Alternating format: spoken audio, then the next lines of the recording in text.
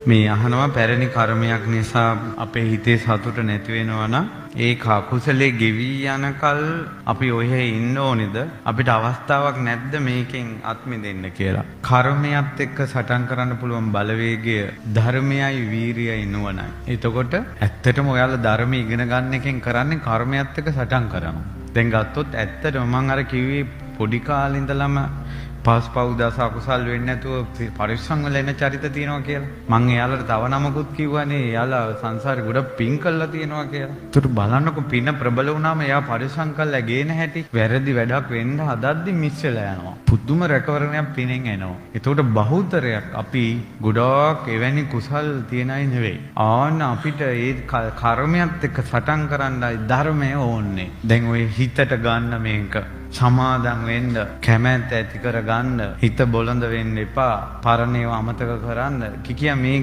කියන්නේ ඔබ කර්මයක් එක්ක සටන් කරන්න ඔබව හදනවා. ඒ නිසා මේවා කර්මයක කියයි නැතුව හිත සතුටෙන් තියාගන්න උත්සාහ කරන්න. කර්මයක් එක්ක සටන් කරන්නේ ධර්මය.